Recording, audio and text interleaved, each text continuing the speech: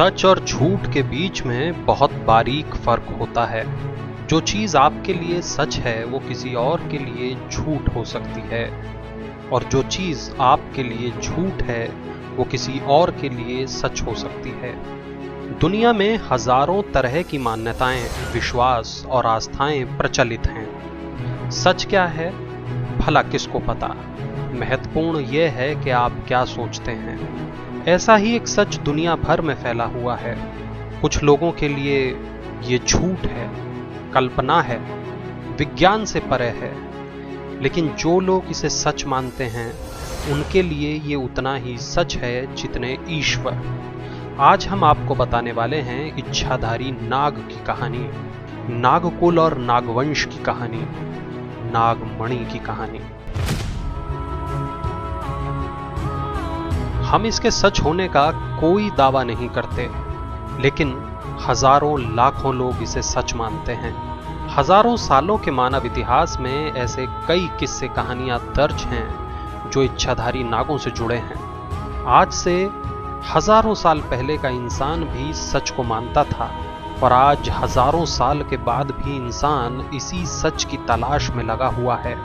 आप चाहें तो इसे इतिहास कह लीजिए या फिर कहानी, लेकिन मानवों के लिए सांपों की पूजा कोई नई बात नहीं है। अमेरिका से लेकर जापान तक में सांपों की पूजा का रिवाज रहा है। भारत में भी नागों का अपना ही अलग एक महत्व रहा है। सोचिए भला कि ऐसा क्यों हुआ होगा।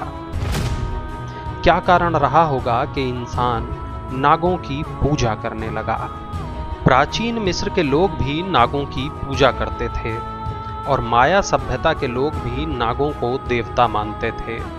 जापान और चीन में भी नागों की पूजा सदियों से होती रही है।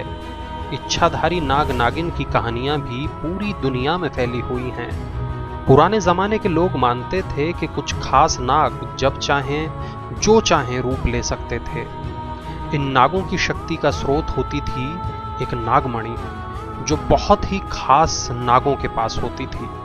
कुछ लोगों को ये सब बातें बकवास लगती हैं, और वैज्ञानिक भी इन बातों में भरोसा नहीं करते, लेकिन उत्तर से लेकर दक्षिण तक और पूरब से लेकर पश्चिम तक एक जैसी कहानियां और एक जैसी मान्यताएं भला कैसे फैली होंगी।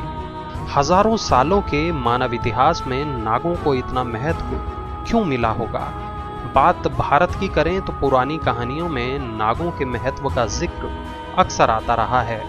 इन बातों को अंग्रेज मिथ कहते थे, जो संस्कृत शब्द मिथक से बना है। अंग्रेजों ने पुराने साहित्य, किताबें या तो चोरी कर लीं या फिर उनमें आग लगा दी। अंग्रेजों से पहले भी भारत आक्रमणों का सामना करता रहा। जो भी आया उसी ने लूटा। ज्ञान को, किताबों को, पांडुलिपियों को, ताम्रपत्रों को या तो चोरी कर लिया गया या फिर आग के हवाले कर दिया गया। भारत के पास कुछ बचा तो केवल कहानियां, किंवदंतियां और मान्यताएं। लेकिन हजार पर्दों के बाद भी कुछ चीजों को छुपाया नहीं जा सकता। पुराने मंदिरों में नाग की आकृतियों को देखिएगा। हर जगह नागों को भगवान के साथ जगह मिली हुई है। ऐसा क्यों हुआ होगा, सोचिएगा जरा। शेषनाग से लेकर वासुकी नाग तक और तक्षक नाग से लेकर अनंत नाग तक की कहानियों को ध्यान से पढ़िएगा।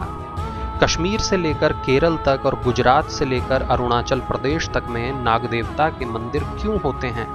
पहाड़ी इलाकों में खास तौर पर नाग देवताओं की पूजा की जाती है, और पूरे भारत में नाग पंचमी का त्योहार भी मनाया जाता है। मणिपुर को नागमणि से जोड़ा जाता है और कश्मीर को नागकुल का गढ़ माना जाता है।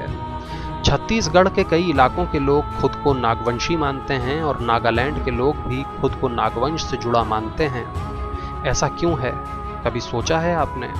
हम सच और झूठ का कोई दावा नहीं करते, सबकी अपनी अपनी मान्यताएं हैं, लेकिन नाग हमेशा से इंसान के लिए रहस्यमयी रहे हैं। और आखिर नागों का रहस्य है क्या? क्या वाकई नागमणि होती है? क्या इच्छाधारी नाग सच में होते हैं? क्या नागलोक नाम की कोई जगह वाकई कहीं है? सवाल हजारों हैं और जवाब किसी के पास नहीं है। मानो तो ये सब कुछ सच है, और ना मानो तो यही सब कुछ पूरी कल्पना है। जवाब पाने के लिए वक्त के पहिए को पीछे घुमाना होगा, पुराने ज्ञान की तलाश करनी होगी, और ये सब काम बहुत मुश्किल है। वैसे आप इस सब के बारे में क्या सोचते हैं? कमेंट करके हमें ज़रूर बताइएगा।